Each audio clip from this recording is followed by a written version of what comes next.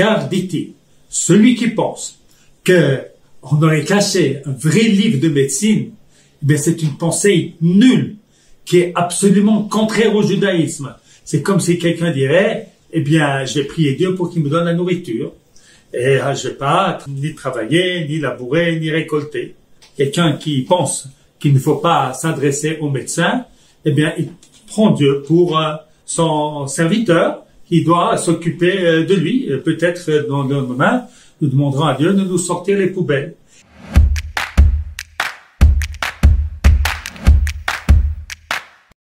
Nous allons parler aujourd'hui de la vaccination dans la halakha. Pour cela, il faut d'abord savoir, est-ce que la halakha permet, nous oblige, nous interdit d'aller voir les médecins? A priori, il y a des sources contradictoires. Il y a une source qui nous dit que le roi Hizkiyahu a caché le livre des soins. Explique la Barashi parce que les gens se faisaient guérir et oubliaient Dieu. Puis nous avons un autre texte qui nous dit que le roi Assa n'avait pas prié Dieu lorsqu'il était malade. Comme pour nous enseigner que pour se guérir, il faut prier. Par contre, nous avons des sources inverses. Nous disent que nous avons le devoir de tout faire pour nous guérir. La preuve, c'est que quelqu'un qui a blessé son prochain, eh bien, il doit payer le médecin pour le guérir. Alors, le Rambam, dans son commentaire sur la Mishnah, explique pourquoi Hizkiyahu a caché le livre de médecine. Dit-il, parce que ce n'est pas de véritable médecine. Ce n'étaient pas des médicaments expérimentés. C'était des médicaments dangereux. Alors, c'est cela que l'on a caché. Car, dit-il, celui qui pense qu'on aurait caché un vrai livre de médecine, eh bien, c'est une pensée nulle, qui est absolument contraire au judaïsme. C'est comme si quelqu'un dirait, eh bien, je vais prier Dieu pour qu'il me donne la nourriture, et je vais pas ni travailler, ni labourer, ni récolter. Eh bien, quelqu'un qui pense qu'il ne faut pas s'adresser au médecin, eh bien, il prend Dieu pour son serviteur, qui doit s'occuper de lui. Peut-être dans le moment, nous demanderons à Dieu de nous sortir les poubelles. Eh bien non, notre devoir à nous, d'hommes, c'est de tout faire avec l'intelligence que Dieu a donnée aux hommes pour pouvoir se guérir de nos maladies.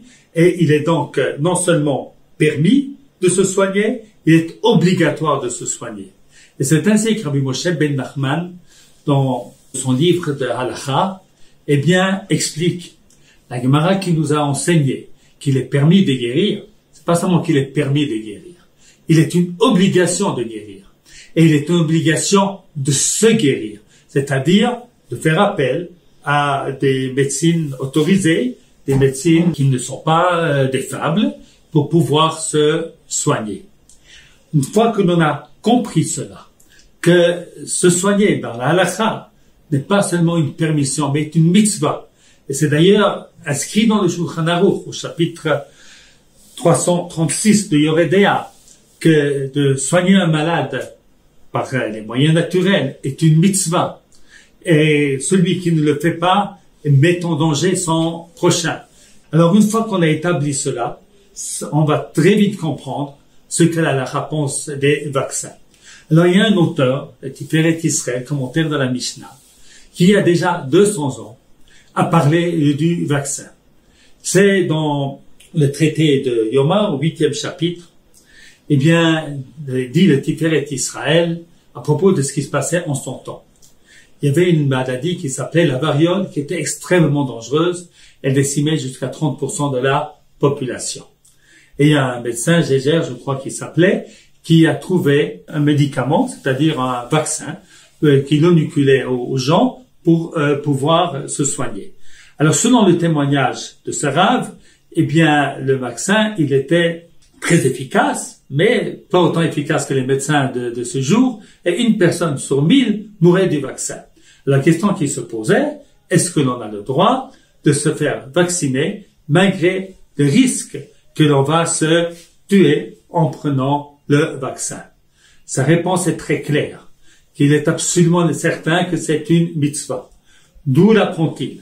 Parce que, dit-il, le Beit Yosef, Rabbi Yosef Karo, dans le Shulchan Aruch, Siman 426, enfin dans le Tour Shulchan Aruch, explique là-bas qu'un homme, eh bien, il a le droit, peut-être même l'obligation, de se mettre en danger pour sauver son prochain. Alors, on se pose la question, pourtant sa vie à lui précède la vie de quelqu'un d'autre. Eh bien, la réponse est, parce que lui, c'est seulement un doute. Et puis quelqu'un d'autre, c'est un risque beaucoup plus véritable. Alors, dit-il, entre les 30% de risque de tomber malade et de mourir de la maladie, et le 1 pour 1000 du danger de la vaccination, eh bien, l'Allah nous dit que c'est qu'il faut se vacciner. Et c'est ainsi que je crois que c'est une des sources halachiques les plus anciennes pour nous dire que le vaccin n'est non seulement permis, mais il est même obligatoire. Pourquoi? Parce qu'aujourd'hui, les vaccins courants, leurs effets secondaires sont très rares et par conséquent sont insignifiants par rapport au danger des maladies. Maintenant, passons au corona. Moi-même, je me suis fait vacciner sur le corona. Pourtant, c'est pas aussi sûr que les vaccins d'antan. Mais de nouveau, le risque qui, d'après les autorités médicales, moi je ne suis pas médecin, je n'y comprends rien du tout, mais d'après les autorités médicales reconnues, eh bien le risque serait petit de prendre le vaccin, tandis que la maladie est beaucoup plus dure et par conséquent, selon l'halakha que je vous ai dit tout à l'heure, eh bien notre choix a été tout simplement de prendre le vaccin. La question se pose pour des personnes plus jeunes. Personnes plus jeunes qui, pour le moment, on ne sait pas ce qui va être avec les mutations, mais pour le moment ne sont pas en danger eux-mêmes de la maladie, eh bien, là, il y a un choix que chacun doit faire lui-même. Parce que il y a cette opinion du Beit Yosef et du Talmud de Jérusalem qu'un homme doit se mettre en danger pour sauver autrui, mais certains pensent que ce n'est pas une obligation. Comme la personne en elle-même, elle n'est pas en danger, alors elle prend surtout le vaccin pour empêcher de rendre malade autre personne. Alors dans un cas comme celui-ci, eh bien l'obligation n'est pas totale, mais doit être laissée au choix de chacun. Parce que est-ce qu'il veut participer à l'effort collectif pour endiguer cette maladie, ou bien il se dit pourquoi je prendrais des risques alors qu'on ne sait pas encore les conséquences à long terme de ce vaccin. Voilà donc ce que l'on peut dire d'après la halakha sur la vaccination. À cette occasion, il est important aussi de dire et de souligner et de répéter ce qui a déjà été dit, je pense, plusieurs fois, c'est que dans ces temps d'épidémie, il est extrêmement important que chacun prenne sur lui de bien respecter les consignes. Et on considère que quelqu'un qui transmettrait la maladie à d'autres parce qu'il ne fait pas attention, eh bien, c'est considéré, d'après la halakha, pratiquement comme un criminel. La halakha nous dit à plusieurs reprises combien on doit faire attention de ne pas faire dommage à autrui. Ici, c'est pas simplement un dommage à autrui, c'est même la vie à autrui.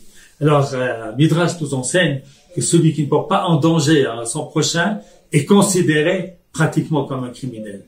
À plus forte raison, quelqu'un qui non seulement ne secourt pas son prochain, mais le met en danger. C'est pour ça que nous avons tous une responsabilité collective de tout faire pour que, avec l'aide d'Akadosh Baruch Hu, avec l'aide de nos prières, que nous puissions endiguer, Bezrat Hashem, cette maladie